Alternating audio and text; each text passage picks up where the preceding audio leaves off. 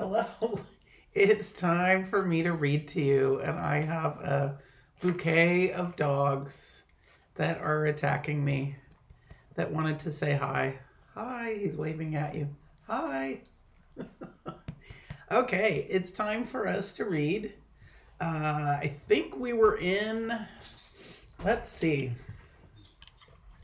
I think we were reading Las Almendras. And if you're following along, if you have a book, I am on page 129. So here we go. Remember, they're in the middle of the Jamaica, which is like a big party, a big fiesta that they're having at the camp. The platform was lit up with big lights. Men from the camp in starched and pressed shirts and cowboy hats sat in chairs tuning their guitars and violins. Long rows of tables were covered in bright tablecloths where women sold tamales, desserts, and the specialty, agua de Jamaica, hibiscus flower water punch made with the red Mexican Jamaica bloom. There was bingo on wooden tables and a long line of chairs circling the dance area for those who wanted to watch. That's where Mama and Hortensia sat, talking to other women. Esperanza stayed close to them, watching the growing crowd. Where do all the people come from? She asked.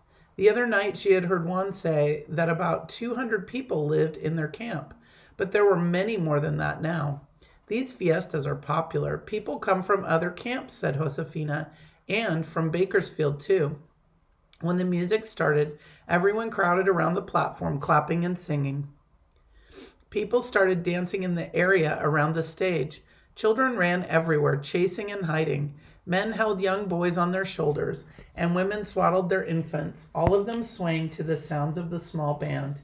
After a while, Esperanza left Mama and the others and wandered through the noisy crowd, thinking how strange it was that she could be in the middle of so many people and still feel so alone. She saw a group of girls who seemed about her age, but they were huddled together.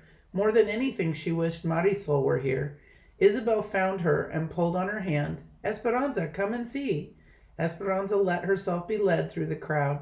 Someone from town had brought a litter of kittens. A group of girls were crowded next to the cardboard box, cooing and cradling them. It was clear that Isabel desperately wanted one. Esperanza whispered to her, I will go ask your mother. She wove back through the crowd to find Josefina, and when she agreed, Esperanza practically ran back to the spot to tell Isabel. But when she got there, a bigger crowd had gathered, and something else was going on. Marta and some of her friends stood in the bed of a truck that was parked nearby, each of them holding up one of the tiny kittens.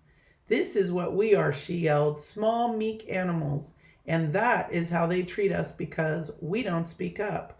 If we don't ask for what is rightfully ours, we will never get it. Is this how we want to live? She held the kitten by the back of the neck, waving it high in the air. It hung limp in front of the crowd.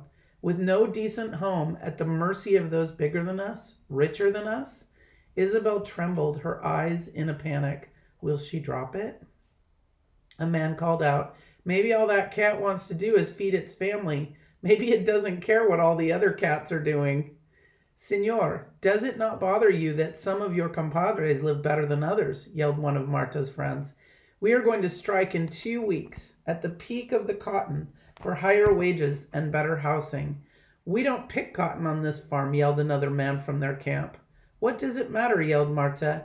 If we all stop working, if all the Mexicans are juntos together, she made a fist and held it in the air, then maybe it will help us all. He yelled back, that is a chance we cannot take. We just want to work. That's why we came here. Get out of our camp. A cheer rose up around him. People started shoving, and Esperanza grabbed Isabel's hand and pulled her aside. A young man jumped into the truck and started the engine. Marta and the others tossed the kittens into the field. Then they pulled some of their supporters into the back of the truck with them and raised their arms, chanting, Huelga, huelga, strike, strike. Why is she so angry? Asked Esperanza as she walked back to the cabin a few hours later with Josefina, Isabel, and the babies, leaving the others to stay later. Isabel carried the soft, mewing orange kitten in her arms. She and her mother moved around to find work, sometimes all over the state, said Josefina. They work wherever there is something to be harvested. Those camps, the migrant camps, are the worst. Like when we were in El Centro, said Isabel. Worse, said Josefina. Our camp is a company camp, and people who work here don't leave. Some live here for many years. That is why we came to this country, to work, to take care of our families, to become citizens. We are lucky because our camp is better than most. There are many of us who don't want to get involved in the strike because we can't afford to lose our jobs, and we are accustomed to how things are in our little community. They want to strike for better houses? Asked Esperanza. That and more money for those who pick cotton, said Josefina. They only get 7 cents a pound for picking cotton. They want 10 cents a pound. It seems like such a small price to pay, but in the past the growers said no. And now more people are coming to the valley to look for work, especially from places like Oklahoma, where there is little work, little rain, and little hope. If the Mexicans strike, the big farms will simply hire others. And what would we do? Then what would we do? Esperanza wondered what would happen if Mama did not have a job. Would they have to go back to Mexico? Josefina put the babies to bed. Then she kissed Isabel and Esperanza on their foreheads and sent them next door. Isabel and Esperanza lay in their beds listening to the music and the bursts of laughter in the background. The kitten, after drinking a bowl of milk, curled up in Isabel's arms. Esperanza tried to imagine conditions that were more shabby than this room that was covered in newspaper to keep out the wind. Could things possibly be worse? Sleepily, Isabel said, "Did you have parties in Mexico?"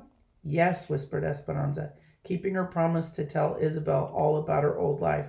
"Big parties. Once my mama hosted a party for 100 people. The table was set with lace tablecloths, crystal and china, and silver candelabras. The servants cooked for a week." Esperanza continued, reliving the extravagant moments, but was relieved when she knew that Isabel was asleep. For some reason, after hearing about Marta and her family, she felt guilty talking about the richness of her life in Aguascalientes.